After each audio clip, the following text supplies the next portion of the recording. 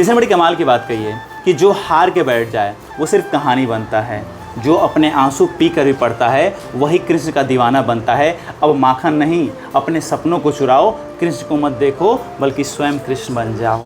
तो ये कहानी बरसाना के एक आरव नाम के लड़के की थी। आरव जो बचपन से ही बहुत गरीबी में पला बढ़ा था, जिसके चारों तरफ उसने केवल अपनी ज़िंदगी में सिर्फ़ और सिर्फ गरीबियाँ ही देखी थी। उसके पिता जो बहुत बड़े शराबी थे, यानी दिन रात वो शराब में डूबे रहते थे।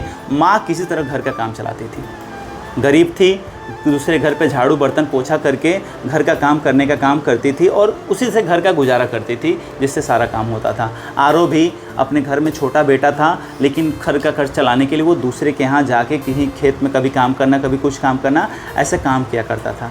लेकिन आरव अपने गरीबी से बहुत कभी कभी परेशान हो जाता था और उसको मन करता था कि अपनी पढ़ाई को बीच में ही छोड़ दे, क्योंकि उसका सपना था कि वो एक दिन आईएएस बन के इस पूरे गांव के बच्चों की सेवा करे, इस पूरे ज़िले के बच्चों की सेवा करे और उनको वो सब चीज़ें दे लाकर जो उसको कभी जो कभी भी उसको मिला नहीं था। इसके लिए बहुत सारी परिश्रम भी करता था, मेहनत भी करता था, दिल से पढ़ता था, हर कोशिश करता था कि वो क्या बन जाए, आईएएस बन जाए।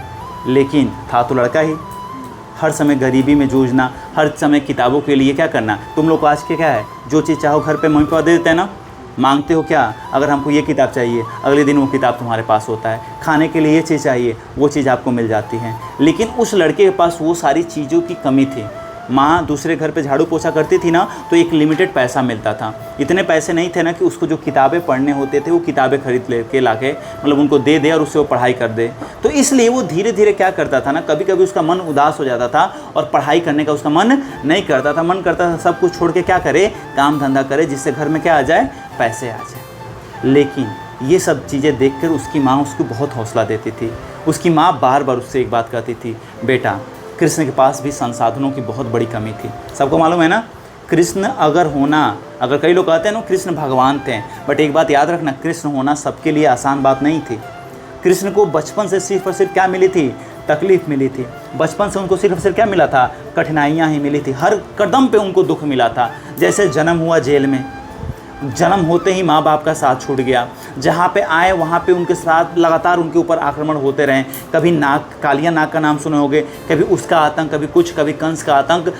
बचपन से लेकर बड़े होने तक, बड़े हो गए तो महाभारत में, हर समय उनको क्या मिला था, कष्ट मिला था। तो कोई ये कहेगा कि कृष्ण का जीवन आसान था, तो कभी आसान नहीं था। तो कृष्ण होना इतना आसान भी नहीं था। तो उनकी माँ शुरू से उनको एक बातें बताती थी कि बेटा कृष्ण के पास कोई संसाधन नहीं थे, लेकिन उन्होंने अपनी बांसुरी से पूरी दुनिया को क्या कर लिया था, मोह लिया था। पूरी दुनिया को अपने बांसुरी की धुन पर क्या करते थे, नचाते थे। उसी तरह से उनके पास कुछ संसाधन कुछ नहीं थे, फिर भी उन्होंने कालिया नाग को क्या किया था, मारा था और उनके ऊपर जाके डांस किया था, डांस किया था। सिंपल सा उनका कह सकते हो कि कालिया नाग का उन्होंने क्या कर दिया था, वध किया था। क्या कोई संसाधन थे उनके पास, क्या उन्होंने कोई अस्त्र का यूज किया, शस्त्र का यूज किया, नहीं किया। तो उनकी माँ उनको एग्जाम्पल देके बताती थी कि जिस तरह कृष्ण बिना संसाधनों के भी कालिया नाग को मार दिए थे, उस तरह तुम्हें भी अपनी गरीबी से ऊपर उठना होगा, तुम्हें भी मेहनत करना होगा। तुम्हें इन सब बहानों का कोई जगह लेने की ज़रूरत नहीं है। होता है ना तुम्हारे साथ, अपने आप बहुत बहाना देते हो ना, बहुत चीज़ें, ये हो गया था, अब लाइट नहीं था, मम्मी नहीं थी, पापा नहीं थे, मोबाइल नहीं था, ये हर चीज़ समय में तुम लोग एक कमी दिखाते हो। और हकीकत यही है, तुम सब जानते हो कि उसके बिना भी वो चीज़ें हो सकती थी। लाइट नहीं था तब भी तुम पढ़ सकते थे, कई ऐसे ऑप्शन थे तुम्हारे पढ़ने के लिए। तुम मोबाइल जला के टीवी देख सकते हो, मोबाइल जला के उसमें मूवी देख सकते हो, मोबाइल जला के अपना हर काम कर सकते हो, लेकिन मोबाइल जला के पढ़ नहीं सकते हो। पढ़ सकते हो, आज तुम्हारे पास संसाधन हैं, लेकिन तुम क्या करते हो, बहाना बनाते हो। तो कृष्ण का एग्जाम्पल देते हुए माँ कहती कि बेटा तुम्हारे पास भी अगर कोई संसाधन नहीं है ना, तो तुम क्या करो, क्या करना है तुमको, अपने संसाधनों का न होने का बहाना न बनाओ, बल्कि जो है तुम उसी से क्या करो, पढ़ाई करो। कृष्ण को देखो, उनका एग्जाम्पल लो। आरव के मन में बहुत बड़ा जोश आया इससे सुनकर, और आरव ने ठान लिया कि अब वो करेगा तो मेहनत करेगा। खेतों में काम करता था, दिन भर काम करता था, शाम को आता था, घर पे पढ़ता था, फिर वही सुबह वही काम होता था। दिन के 12-13 घंटे खेतों में काम करना, फिर घर पे आके वो अपना क्या करता था, पढ़ाई करता था। अपनी पढ़ाई के साथ साथ अपने घर का खर्च भी वो क्या करता था, चलाता था। एक दिन बहुत थका हारा था, उसको अचानक से रात में नींद आ गई। थका हारा था, नींद आई, तभी अचानक से उसके सपने में कृष्ण भगवान आते हैं। और कृष्ण आके ना, कृष्ण भगवान आके उनसे एक ही बात करते थे, देख बेटा, मैंने दुनिया से माखन चुराया था, तो तू भी अब एक काम कर, इस दुनिया में अगर तुझे रहना है तो तुम अपनी नींद को चुरा, आलस को चुरा, क्रोध को चुरा, ठीक है ना। तो जब तुम अपने आलस को, क्रोध को, ये सब चीज़ों को चुरा के अब से दूर करोगे तो ही तुम ज़िंदगी में क्या हो पाओगे, सफल हो पाओगे। उन्होंने कहा था, मैंने बांसुरी से पूरी दुनिया को मोहा था, यानी मैंने बांसुरी उठाया था ना, तो तुम भी काम कर, तू क्या कर, कलम उठा, तू मेहनत कर, और एक दिन ऐसा आएगा कि तू इस पूरी दुनिया को क्या कर सकता है, जीत सकता है। मेरे लिए तुम्हारी ये जो पसीने की बूंदें हैं ना, समझ यही तेरे यशोदा का आशीर्वाद है।